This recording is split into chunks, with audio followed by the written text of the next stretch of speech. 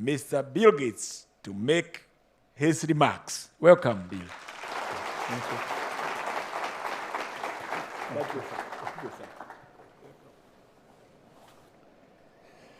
Well, good evening, Vice Chancellor, Deans of Faculties, university staff, students, and distinguished guests.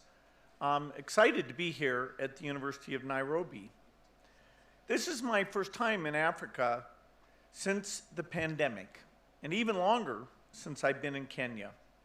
It's an overdue trip, but I was looking forward to it. It's so important to meet people doing the real work, to go to the health clinics, to go to the farms, and understand how people are dealing with today's challenges.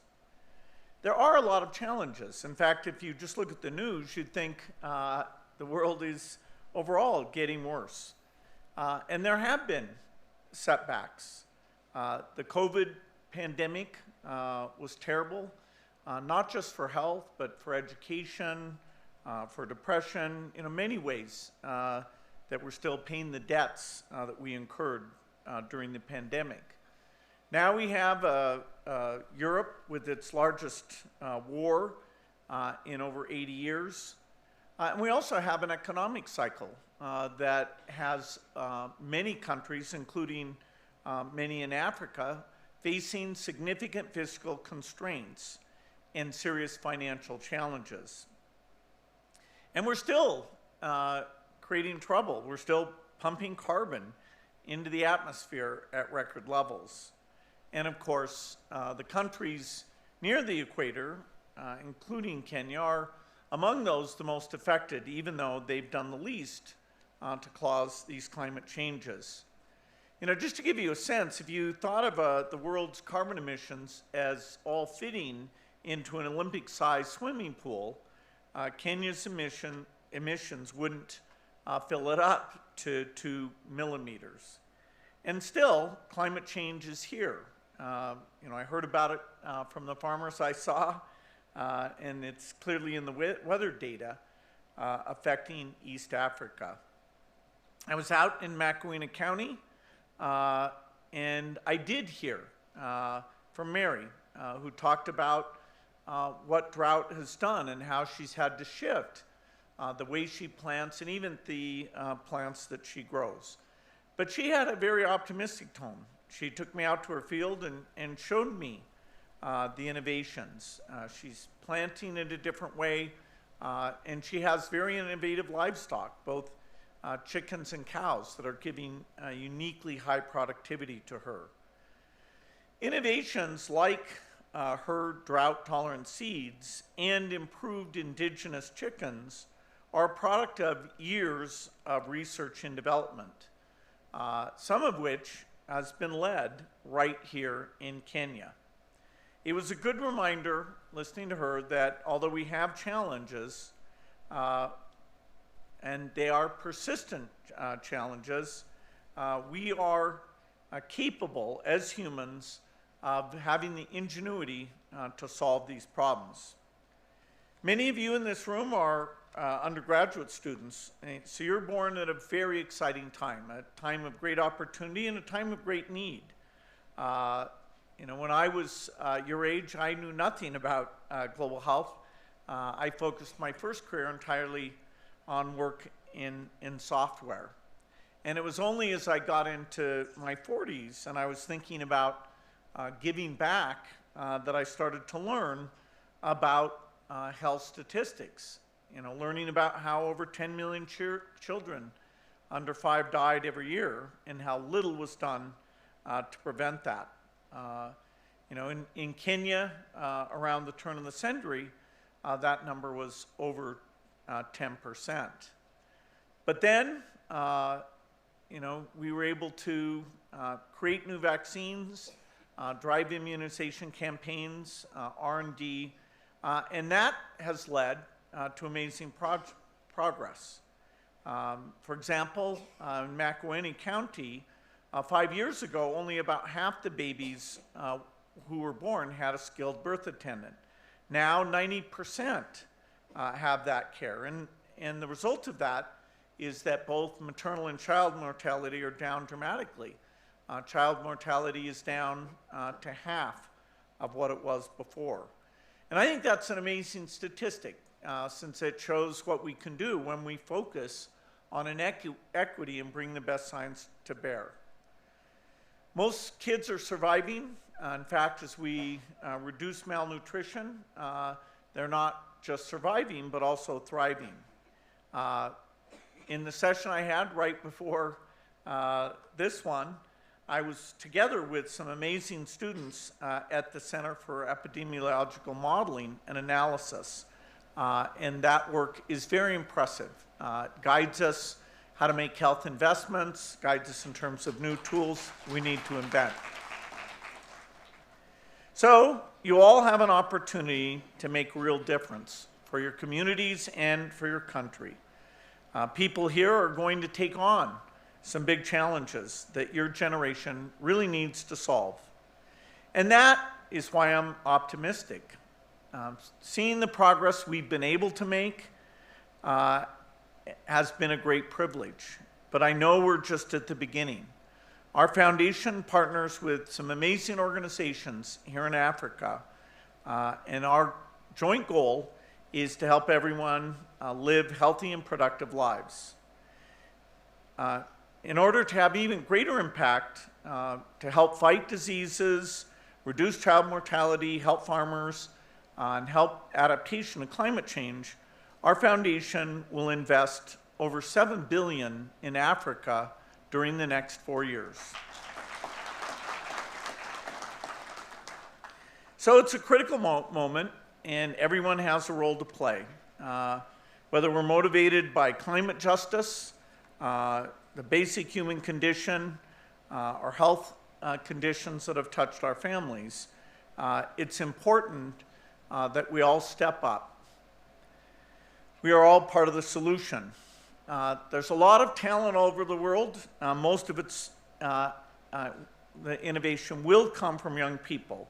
And of course, here in Africa, you've got by far the youngest, fastest growing continent, and your greatest resource is that incredible ingenuity. That means everyone here, and so we have an exciting future ahead. Thank you for your warm welcome to Kenya, and I look forward to answering your questions.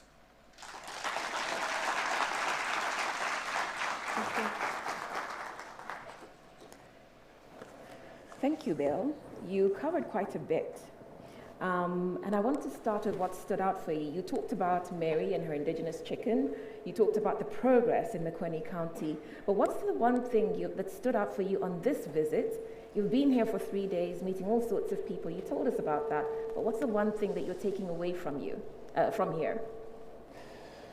Well, it's been a 3-day visit. I got to see the KEMRI, which is incredible medical research going on there to understand about how we detect in a pregnancy when something's going wrong and help escalate to get good care. I have my time in the field. I got to meet the new president and understand what his agenda's like. I'd say that the farm visit may be the most valuable. I didn't grow up on a farm. Some of the basic things about the challenges of farming I'm, just learning, but to actually see the progress, to see the better seeds, and of course we're just at the beginning of that, to see those hybrid chickens, to see the cows, and to hear from her, her energy. And she's not only doing good work on her farm, she's also what's called a village-based advisor. And so she's adopted like 20 of her neighbors, and she shares advice with them as well. And so, getting out the new weather data information, the price data information, what varieties are available. The digital world actually has application even on the farm. Okay, thank you. And so the broad context of our conversation is climate change and food security, and the intersection with young people. But we're also talking as the climate change talks, COP27, are taking place. You talked about your first career in tech, but you are Bill Gates. Everybody here wants to grow up to be like you, both in terms of wealth and in terms of social impact. And so, am I lying? I'm not lying, right. And so in terms of guidance to the young people who are so excited to be here with you today, what guidance would you give them in terms of career choices, in terms of responding to the challenges facing humanity today? Well, I think you're lucky to be a student at a great university. My success, although I didn't finish my degree because I was kind of in a rush But you would encourage them to finish their degree. I do. Unless you have an idea for a total breakthrough company that can't wait, there we go. Then I think it's good to finish your degree. I'm still a student. I mean, I take more online courses and try and understand all the new things, including what's going on in medicine, because the foundation does so much work there. I stay up to date on computer science because the digital tools are going to be super important. So I think being curious, learning the sciences. So much of the innovation will come from the sciences, and it's great to see Africa with a generation of scientists that will very directly, address the needs that are here. I did not expect to build, a wildly successful company. There's a piece of luck in that, but I will say that learning and taking your knowledge and seeing it have positive impact on the world, that's been very, very fulfilling. Whether it's seeing the software get out, or now my work in the foundation in both health and agriculture. So, we can all understand today's problems and think about them in a new and different way. Okay. Students, we are the hosts here. So as the hosts, we're going to cross over and allow our guests to ask the first question to Bill. So Teresa, you've got some questions. Bill, we have over 10,000 people from 131 countries who've tuned in virtually for this conversation. So Teresa, what questions do your students have for Bill? Thank you very much, Udak, and hello, Bill. It's nice to see you again. Thank you very much for inviting us to be a part of this and to expand beyond the hundreds of people who are in the room there to the 10,000 people who are joining us virtually on the various platforms on Zoom and Facebook, etc. So thank you very, very much for allowing us to participate in this way. We've had a lot of questions around innovation. We've had many students from the Aspire Institute have asked these questions, as well as the 3,500 kids from Kenya have been focused on agricultural innovation in particular, and wanting to understand how agricultural systems can improve the resilience of smallholder farmers to adverse effects of climate change. And they also want to know specifically what the foundation is doing to fund innovations to help grow food security. Yeah, so one of the greatest events in human development is what was called the Green Revolution. And as world population was growing during the 1960s, there was a serious concern that it would lead to hundreds of millions of people starving, basically kind of a Malthusian outcome where population growth would outrun the ability to grow food. And there were people who wrote books who said, hey, this is, there was one called the Population Bomb, talked about that. In fact, Norma Borlaug, working down in Mexico to avoid wheat diseases, figured out how to grow what are now called the Green Revolution cereal crops. He himself worked on wheat, but also maize and later rice. And the productivity was more than doubled. And so that actually calories went up during that period where people thought that we'd fall far short. Now we find ourselves again in a challenging situation. We still have population growth, but we also, in addition, have the challenge of climate change. And the original Green Revolution was really only for the three cereal crops and didn't fully address all of the African ecosystems. We also know that as we did the Green Revolution, some of the use of fertilizer there did create environmental problems. So, we know that overwhelmingly that was a good thing, but we need a second Green Revolution, this time one that is much more environmentally friendly and that addresses far more crops, particularly for the ecosystems throughout Africa.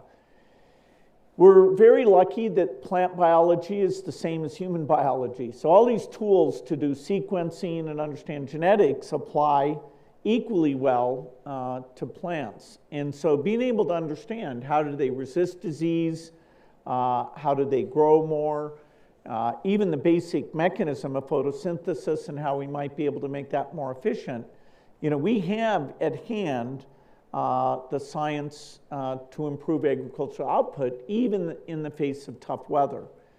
The Gates Foundation supports this by funding what we call the CG system. That's the global set of institutions that improve seeds. Norma Borlaug worked in Mexico at CIMMYT. Actually, the head of CIMMYT now, because they have a branch here in Nairobi, is based in Nairobi, and I met with him yesterday as part of going over to the Kenyan-based agricultural institution, CalRoad, that's doing great work on both crops and livestock. And because of getting more resources to the CG system, we have new seeds coming along. Now, we need to do even more. If you really want to help people avoid climate adaptation, agriculture is the biggest part of that. And so what we should see is a dramatic increase in all agricultural innovation. That leads to the next question. Can you hear me? That leads to the next question, Okay. Which has to do with the place of young people in the second green revolution that you're talking about. And that question comes from Purity. Purity, where are you? Great. Can we get a microphone to Purity, please? So Purity, tell us your name and your university. Thank you. We can't hear you, Purity.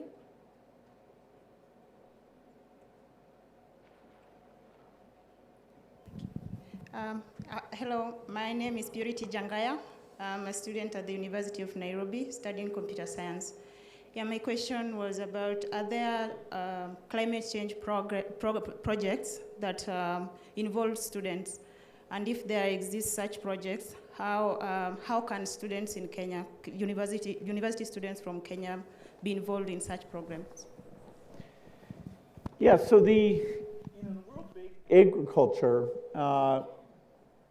there are many opportunities. For example, now we have satellites giving us relatively constant imagery. We can look at moisture, we can look at plant growth, and we can understand weather systems. So we can understand current conditions, and we can make far better weather forecasts. We can gather digitally the pricing information. We also now have ways of using those satellite platforms and looking at the soil to create very accurate soil maps. Soil varies a lot from place to place, and so that understanding would tell us what crop we might plant there, what sort of yield we would expect. It would also tell us what sort of fertilizer is required, or even if the soil is too basic or too acidic, you might need to put lime in.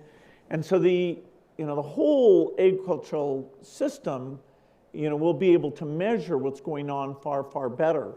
For example, when we're trying out a new seed, we can just fly a drone over and see, which plants are growing, how quickly are diseases affecting some of those plants.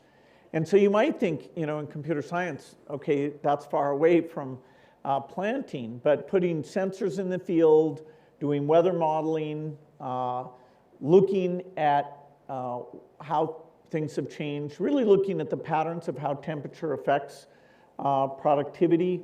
We can come up and be a lot smarter using the limited resources we have. There's a question, and the context for that really is that today is Gender Day at COP27. And Jeff has a question about inclusivity. And I know that you Jeff, where are you? Is there? We could get a microphone to Jeff. Thank you. Please go ahead with your question. Okay. All protocols observed. Good evening, everyone. So my name is Jeff Karanja. I'm a student here at the University of Nairobi. And my question is, how does the Gates Foundation ensure inclusivity? Sorry, let me go again. How does the Gates Foundation ensure inclusivity when coming up with policies, technologies, and funding opportunities to promote the needs of grassroots farmers, especially women who suffer the most from climate change? Thank you, Jeff. And so remember, COP27, gender responsive climate financing, but I believe within the Gates Foundation, you've also started a women's division. So how is that looking after women smallholder farmers? Yeah, so we have a dedicated gender group that's run by a brilliant woman, Anita Zaidi. But a lot of the foundation's work, when you work on maternal health, our women's anemia, which really affects their health in a very negative way, those are essentially women's issues. But we're also tracking, so for example, in agriculture, I wouldn't have understood that the crops that women work on are often very different than the crops that the men work on, although there's some overlap. So for example, the work we've done with these high productivity chickens, big eggs, lots of eggs, good health, good meat, that's mostly women who are, taking those chicken, providing the eggs to their children, going to the market, and able to sell some of that output. It's, over time, there's a lot of women's health conditions that just haven't had the same level of investment. So our gender group is actually our fastest growing group. We have been lucky in terms of our teams that work on these health issues. They are almost 50-50, as we're giving out fellowships and granting work. I'd say health is a little bit ahead of agriculture in terms of getting women into the key research positions. But even there, the world has ambitious goals that I think we'll meet. Given your influence, Bill Gates, what can you do to push the push the agenda, to push the needle on climate financing, on women, smallholder farmers accessing climate finance? That was the call that came out today, and it was fronted by by Mary Robinson, the former Irish President. Yeah, well, one thing I'll say that might be a bit disappointing is there's not some gigantic pool of money in the world today called climate finance. We have these overall aid budgets that are used for, huge variety of things.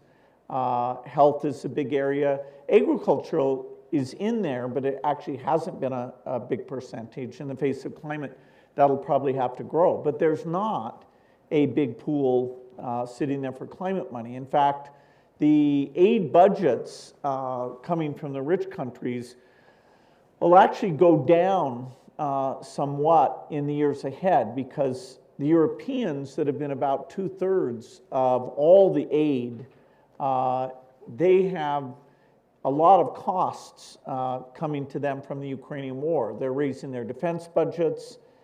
They're funding Ukrainian refugees. That is considered a form of aid.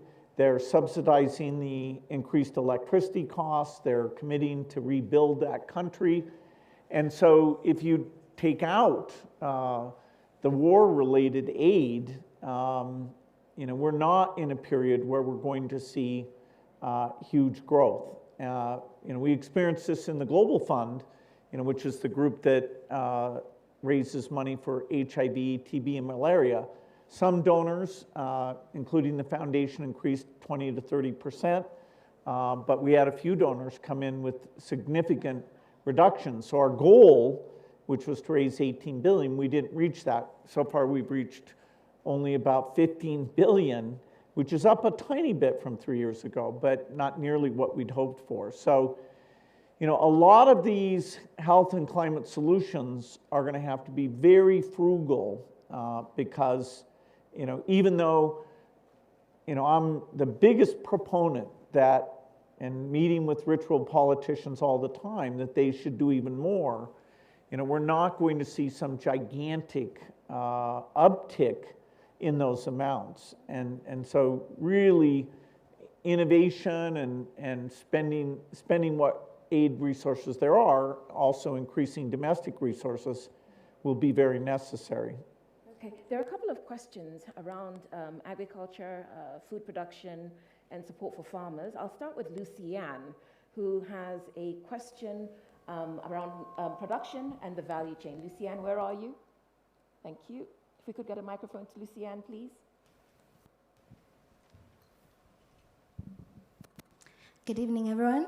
My name is Lucianne Odiero. I'm a fifth-year medical student at the University of Nairobi. So my question is, as the Bill and Melinda Gates Foundation, you have sought to increase farmer production, for instance, by creating the drought-resistant Tego maize. So does the foundation's optimization of food production begin and end with production alone, or does it extend beyond that, that is, towards the entire value chain, for instance, including finding markets for the farmer, storing the food, transport, and logistics for the produce, to ensure that the food produced reaches consumers and generates a profit for the farmer? And if so, what key successes and challenges have you encountered? Thank you.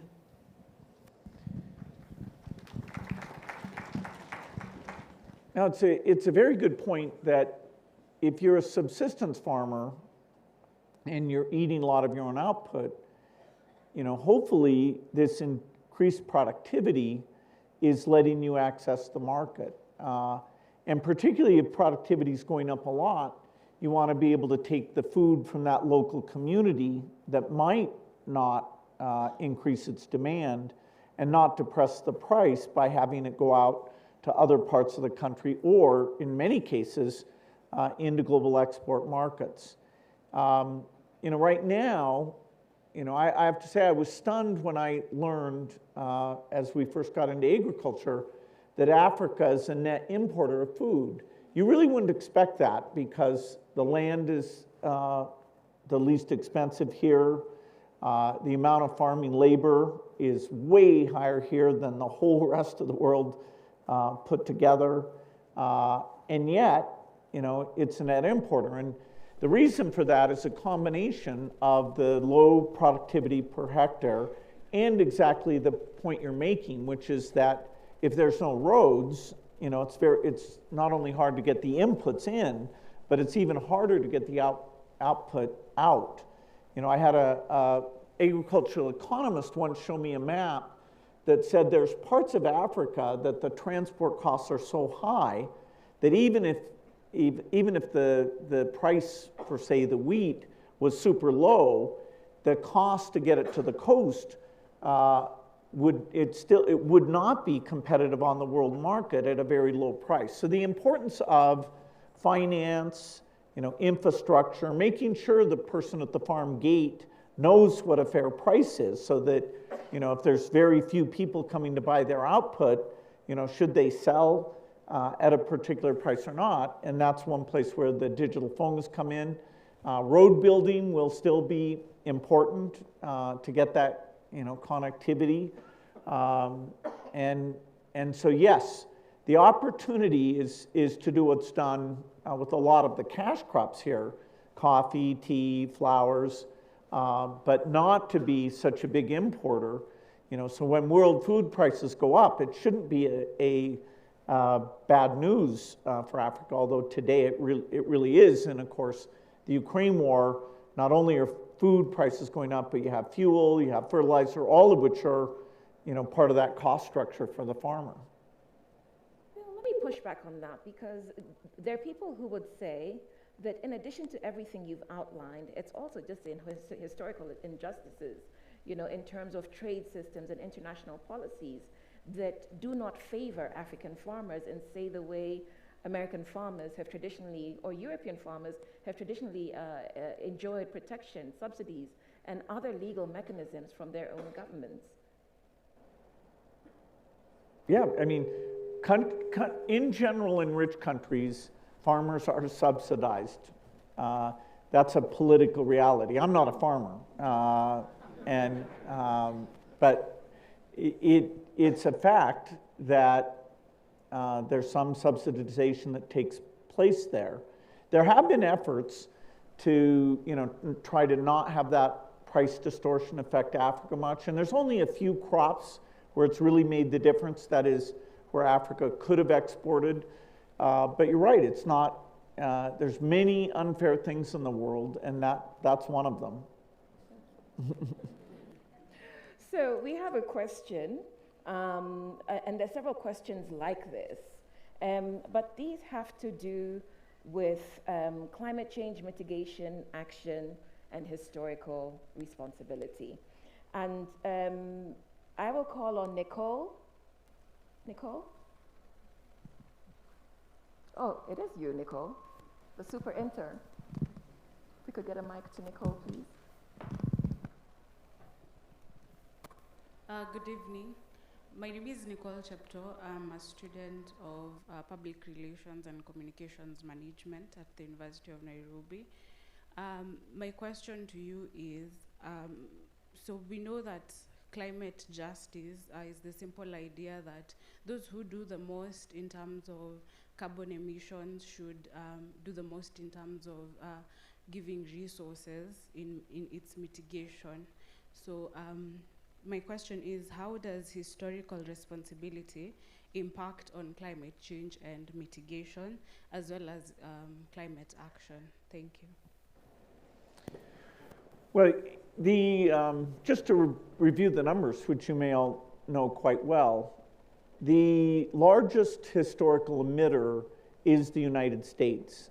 Today, the United States is down to about 15% of emissions, although that's still a very big number. If you take the rich countries as a whole, it's about 25% of current emissions. And my view is that the rich countries really have three things that they owe to the rest of the world. The first is pretty simple. They need to rapidly set an example by driving their emissions to zero. The sooner they can do that, the better. Unfortunately, it's not likely they'll get there before 2050. A few of them probably won't meet that goal, but that, it's a very serious goal and needs to be done. The second thing is that they need to innovate in such a way that for the rest of the countries, that they invent ways of doing all of the climate emitting activities. That includes driving cars, flying planes, making cement, making steel, all these things. They need to use their innovation power to give us a way of doing them so that it doesn't cost extra to do it without emissions. And I term that having the green premium, the extra cost of green cream, to be zero. I believe that that is achievable. The rich world got a slow start on that. As of 2015 at the Paris climate talks, there really hadn't been any discussion of increasing R&D and driving innovation to get rid of those green premiums. If you have high green premiums, you're going to get this argument of should the rich countries fund all these green premiums, but because that would be over $1 trillion a year, it just wouldn't happen. So you've got to use it. The way you square that circle is you use innovation to get those green premiums down. So then you can go to the middle income countries and who are over 65% of emissions now and say, okay, please adopt these innovative practices. We're not asking you to slow down your development because there'd be no possible way to justify that. There might be a little bit of subsidization, but not gigantic. And the third thing, so it's zero emissions, innovate green premiums to zero. The third thing is both innovating and funding climate adaptation. We use mitigation for the idea of reducing emissions to zero. It took me a while to get used to this because it's kind of funny, they're funny words. And we use adaptation to talk about minimizing the damage. It's very complicated how you attribute things to climate change. For example, the Sahel drying out is a cyclical thing.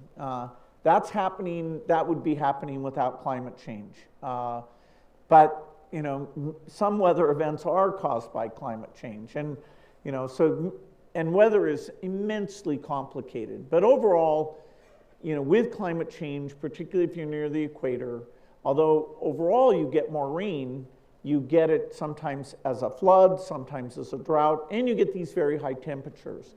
And high temperatures aren't great for most crops. They're not great for outdoor labor. There's a lot of negative effects. Cold weather's not good either, but that's not the problem we're dealing with here. So yes, there is, in the name of justice, some level of resources should be sent, you know, which is basically increasing aid generosity. There's an even stronger moral case for that before. I think there's always been a moral case for it. You know, if you can save lives for $1,000 per life saved by, you know, getting vaccines out, you know, it's a crime that isn't done. I want to cross over to the virtual audience, but I want to pick up on something you said before we do that, and that's generosity. You've talked about the responsibility of wealthy countries, and given that most people here want to grow up to be like you, they agreed that when I asked them, what would you say about wealthy individuals and responsibility in terms of service, in terms of giving back? Well, wealthy individuals, of course, they should make sure that they're paying to get rid of all their emissions. You know, I pay about $9 million a year to fund things like direct air capture, so that even though I'm doing something that's a bit extravagant, which is flying in a plane, that I make sure those emissions are eliminated. Now that that makes sure I'm not part of the problem, but I also want to be part of the solution, which is why I'm putting billions of dollars into, I have an effort called Breakthrough Energy that funds the companies that will come up with those innovations to drive the green premium to zero. For climate mitigation, that's done through the Gates Foundation, where, you know, funding agricultural innovation, better livestock, all those things happen there. I hope over time we get more philanthropy into this space.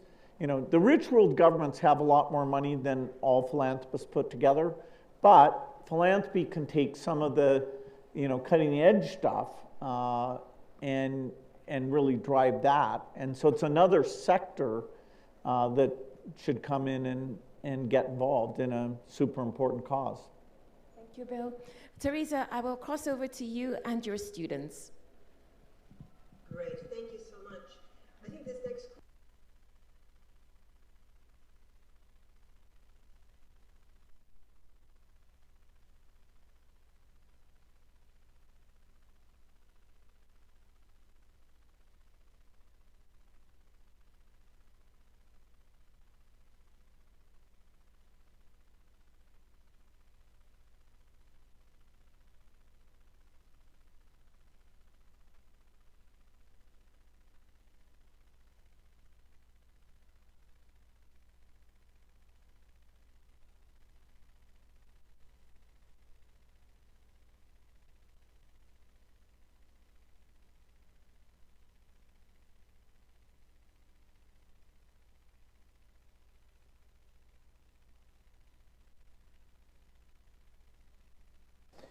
Yeah, so fortunately, the good thing about R&D is it's often global in nature. You know, when HIV medicines were invented, that was a benefit to all of mankind. And fortunately, the cost of those, the yearly cost, has been brought down very dramatically. And there is actually, in that one specific case, very generous programs, including U.S. PEPFAR and overall Global Fund, you know, that's to make sure that we do not just have those available in rich countries. I mean, inequity, you know, inequity has been here before the pandemic and before climate change. You know, But it's certainly been exacerbated. you know, it's been exacerbated, but it bothers me when people say, oh, I just noticed there's inequity, and I'm like, wow, where have you been? Obviously not traveled around a lot. Or you you were on safari. But anyway,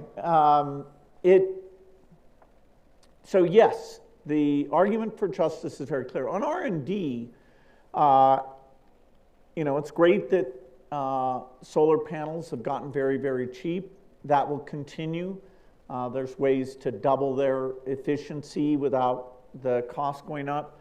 It's great that we've got onshore wind and offshore wind. I'm very hopeful that we make breakthroughs in geothermal.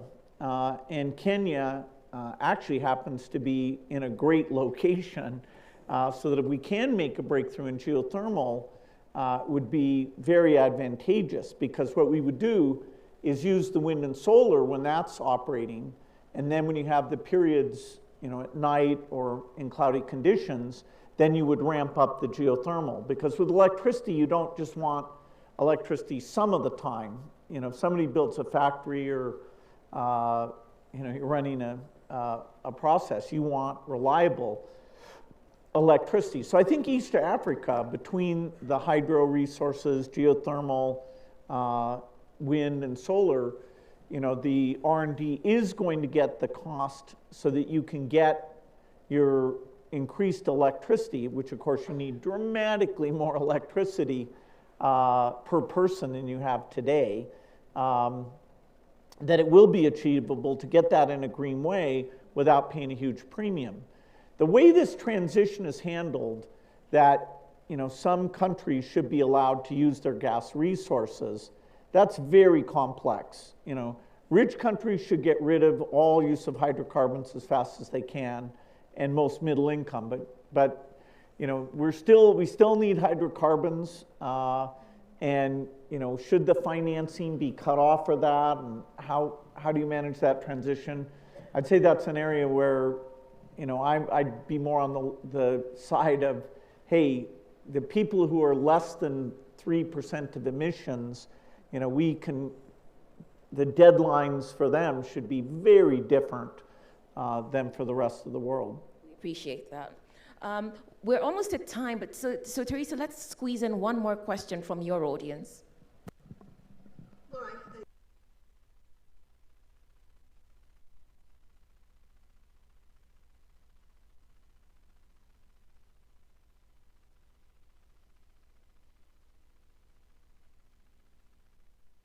What can be done in that regard? Well, climate change is a very complex topic.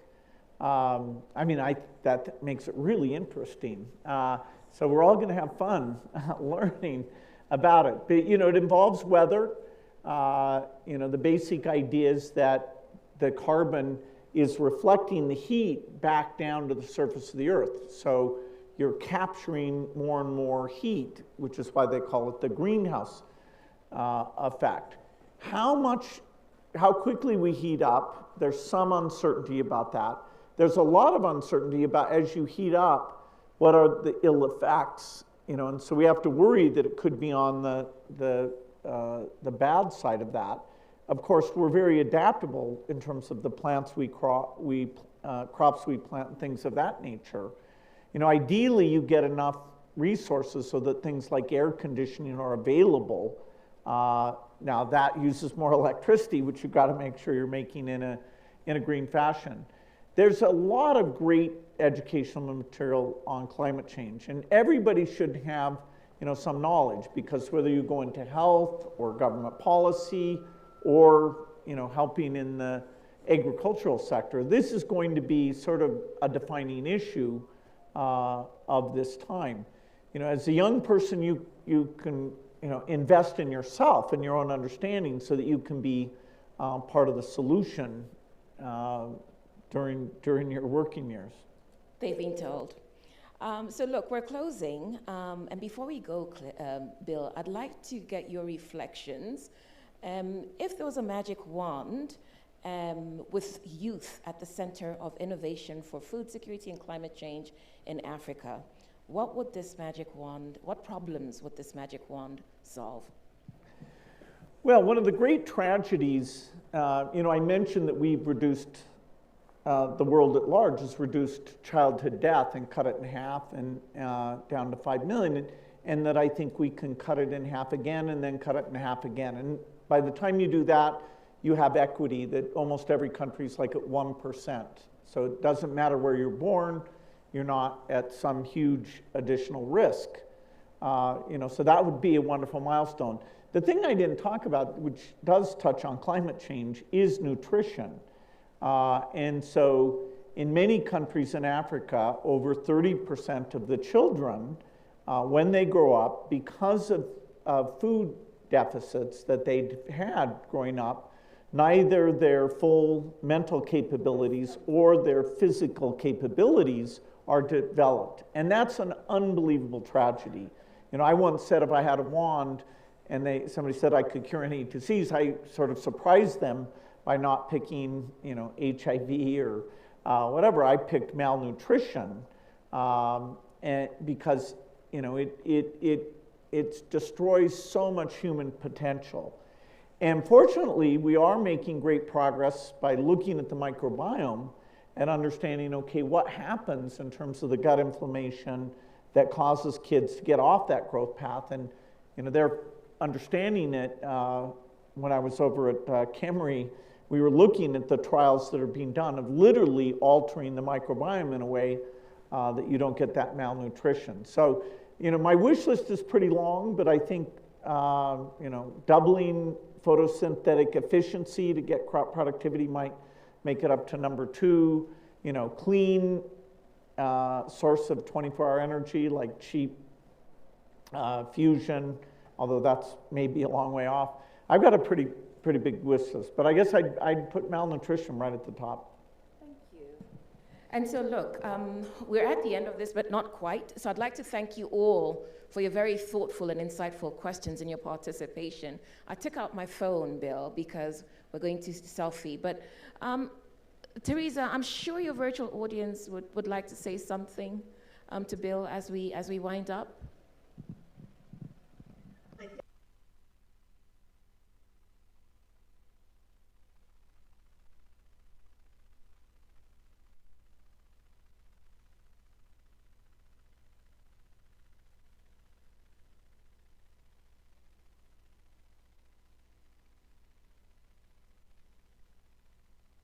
Around the world.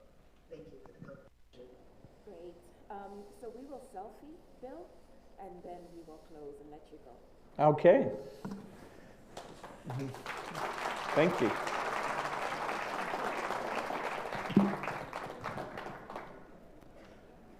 So where do we go? We'll do about 3 or 4 just to make sure everyone gets themselves represented. No, we're just going to take a selfie. Would you like to join us? Okay. Yeah. There we go. Okay. All right. And then one here. All right. Do you guys want to be in this selfie? You're all right. Yeah, okay. Okay.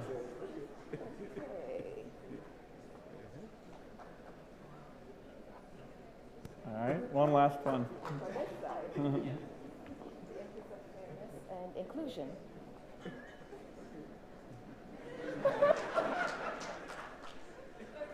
And thank you.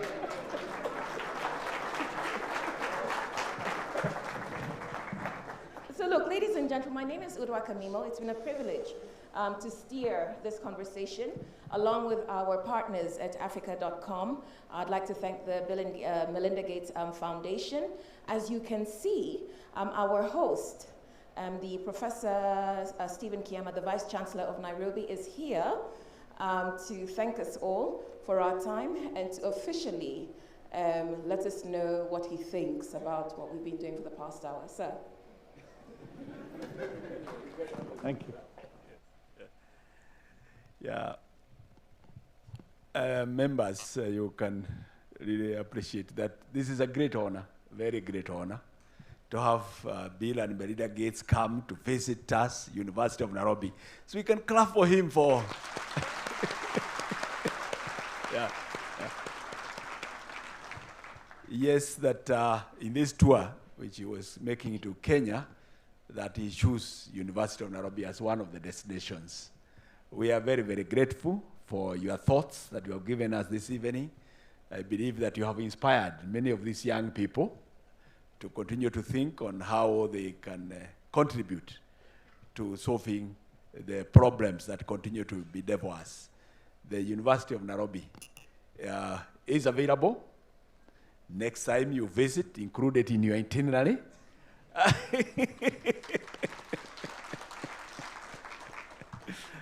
Because we believe that we need partners to achieve the great things that we need to do for the country and the globe.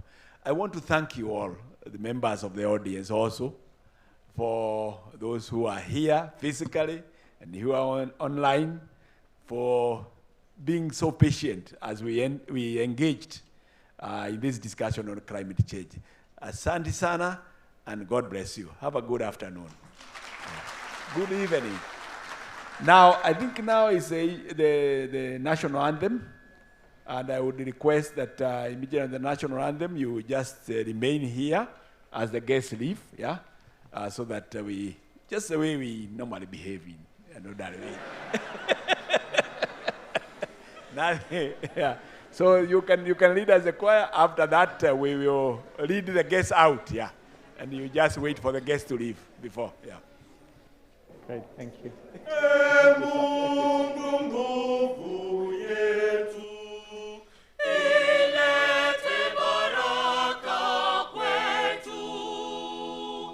Haki iwe